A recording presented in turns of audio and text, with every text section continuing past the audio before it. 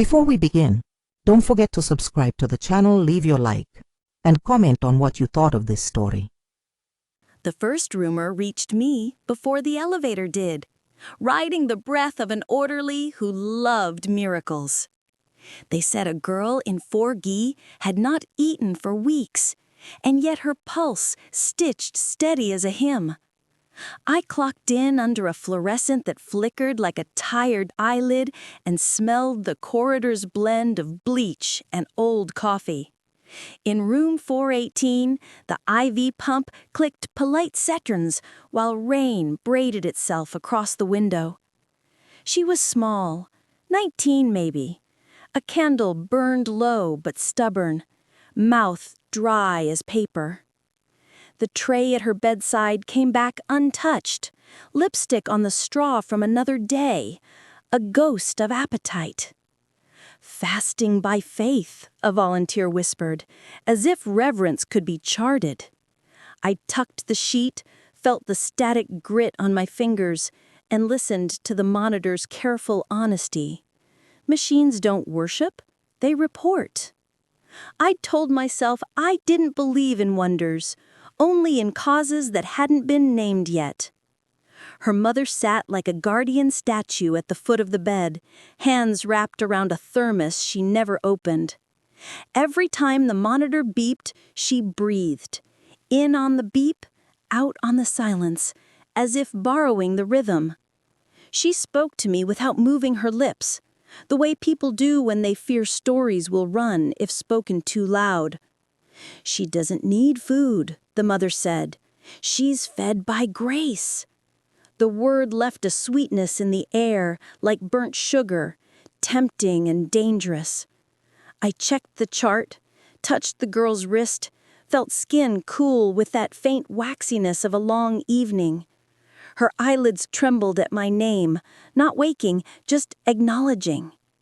Outside, the chapel bell coughed to life and forgot the rest of the hymn. The thermos steamed once when she loosened the lid and tightened it again. I noted nothing. I kept watching the thermos as if it might learn to speak. Hospitals collect whispers the way lint traps collect weather.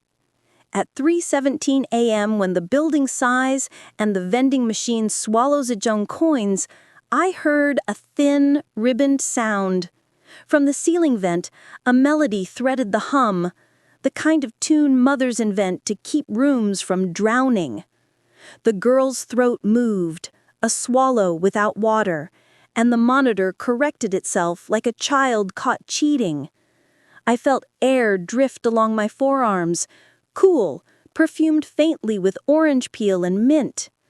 The thermos stood where the mother had left it, sweating like a lie in July. In the hall, a janitor dragged his mop in slow commas and pretended not to hear me listening. I closed the vent's louver with my palm. It rattled as if a small motor behind it apologized. When I reopened it, the song had learned a new key. "Grace," the mother said from her chair, eyes not moving, and the room decided to agree. Secrets choose strange shelves. In the laundry room, where heat presses sheets into reluctant obedience, I found a notebook behind the detergent. Paper smelled of lemon and starch, edges salted with old tears. Inside, a hand like mine on careful days, only neater, dated the week before I transferred back to nights.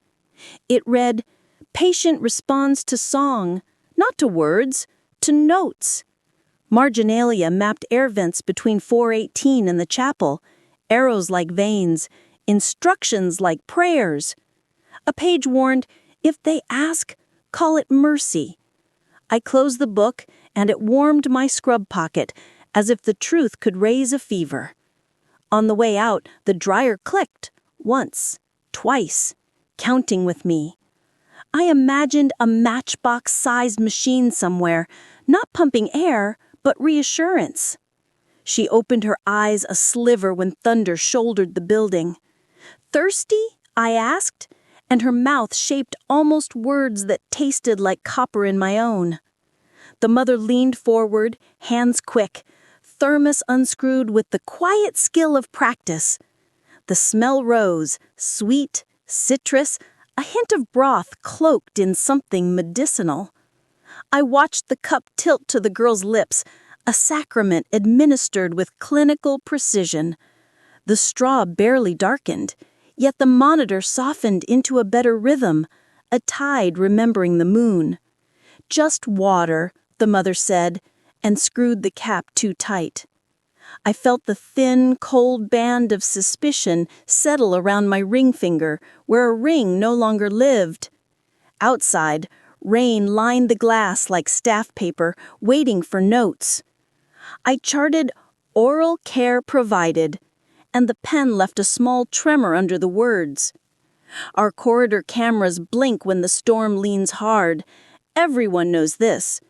At 3:17, 2 frames went gray, and the sound in the vent learned how to be a lullaby again. In that pocket of blindness, the mother stood, shoulder brushing the vent grill, thermos under her chin. The girl's lips found the straw as if by magnet, a motion too graceful for sleep.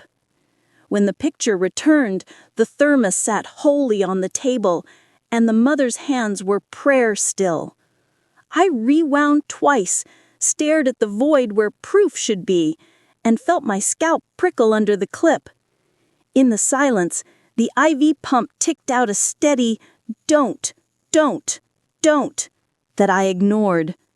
I have learned that mercy and hunger can be identical in dim light.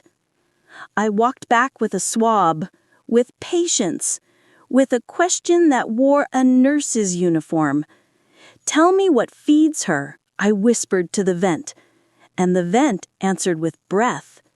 He came with winter on his coat and vocabulary polished by grief.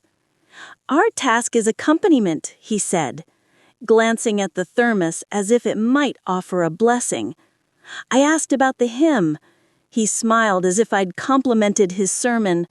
"Some music moves air in the lungs," he said. "It reminds the body that life is not a solo." He slid his eyes toward the ceiling, and for a bare second, I saw a calculation behind devotion. He set a small device near the radiator, wrapped in gauze, stamped with a chapel sticker. "For calm," he added, "harmless." When he left, the device pulsed in time with the vent, like 2 metronomes discovering they were kin. Her girl's eyelids fluttered, tiny wings of a trapped moth. I put the gauze-wrapped thing in my pocket, and the room missed it immediately. Doubt is my talisman. It keeps me from worshiping the wrong altar. I took the device to the maintenance closet, where pipe dust makes its own weather.